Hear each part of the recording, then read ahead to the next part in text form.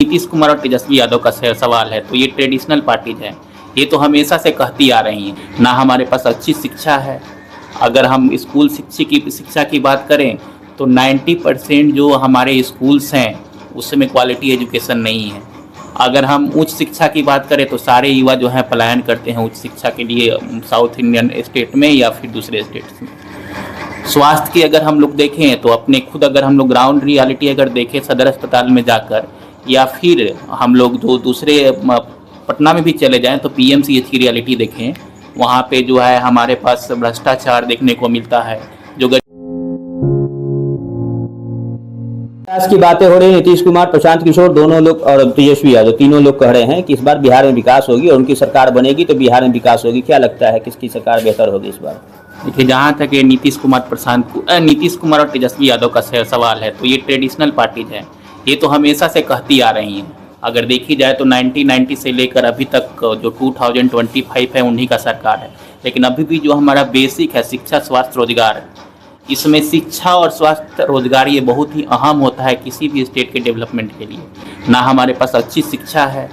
अगर हम स्कूल शिक्षा की बात करें तो 90% जो हमारे स्कूल्स हैं उसमें क्वालिटी एजुकेशन नहीं है। अगर हम उच्च शिक्षा की बात करें तो सारे युवा जो हैं पलायन करते हैं उच्च शिक्षा के लिए साउथ इंडियन स्टेट में या फिर दूसरे स्टेट्स में। स्वास्थ्य की अगर हम लोग देखें तो अपने खुद अगर हम लोग ग्राउंड रियलिटी अगर देखें सदर अस्पताल में जाकर, या फिर हम लोग जो दूसरे पटना में भी चले जाएं तो पीएमसीएच की रियलिटी देखें, वहाँ पे जो है हमारे पास भ्रष्टाचार देखने को मिलता है। जो गरीब लोग हैं उनको जो बेड है उनको बेड मिलने में काफ़ी समस्याएं आती हैं।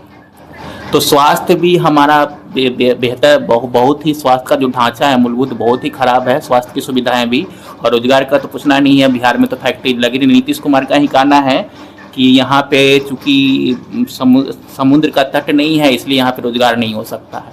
तो ऐसी लैंडलॉक की बिहार है तो इसलिए यहाँ पे इंडस्ट्री नहीं लगाई जा सकती है।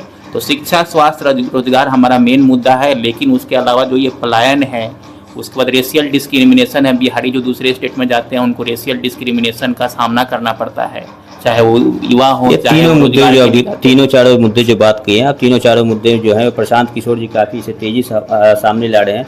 और उनका दावा है कि इस छठ के बाद से, नवंबर के बाद से बिहार के युवा जो पलायन कर गए थे, बिहार के बाहर रोजगार के लिए गए थे, वो रोजगार करने के लिए बाहर नहीं जाएंगे। यही 10 से 15 हज़ार की सैलरी मिल जाएगी। क्या लगता है प्रशांत किशोर इस बार बिहार के मुख्यमंत्री बनेंगे? देखिए, जहाँ तक ये उनका बातें है ये सही है, लेकिन अब ये सवाल ये उठता है कि दावे तो बहुत सारी राजनीतिक पार्टियां करती हैं, विश्वास कैसे करें? विश्वास कैसे करें? सबसे महत्वपूर्ण चीज़ है कि वो हमें एक रिटेन डॉक्यूमेंट दे, प्लान दे, योजना दे कि आप ये जो 10-15 हज़ार की बातें कर रहे हैं कि बिहार में ही जॉब मिल जाएगी, आप ये कैसे करेंगे? क्या एक ही दिन में 10 दिन में आप ऐसा क्या है कि मतलब कि 10,000 15,000 फैक्ट्री लगा देंगे? अगर हम लोग फैक्ट्रीज के मामले में देखें तो तमिलनाडु सबसे टॉप पे है। तमिलनाडु, गुजरात, ये सब जो आंध्र प्रदेश स्टेट है इनके यहाँ काफ़ी फैक्ट्रीज हैं। बिहार में अभी भी फैक्ट्री जो है 1500 से भी कम फैक्ट्रियाँ हैं।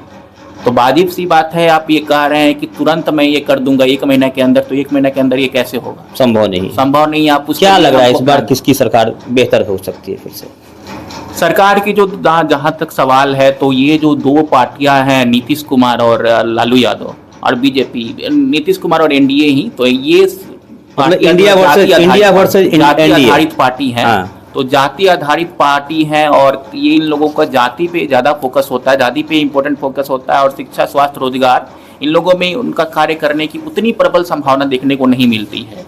तो इसलिए हमें लगता है कि एक नई पार्टी को हमें भी मौका देना चाहिए और देखना चाहिए कि क्या हो रहा है, क्या विकास हो रहा है। ठीक, धन्यवाद।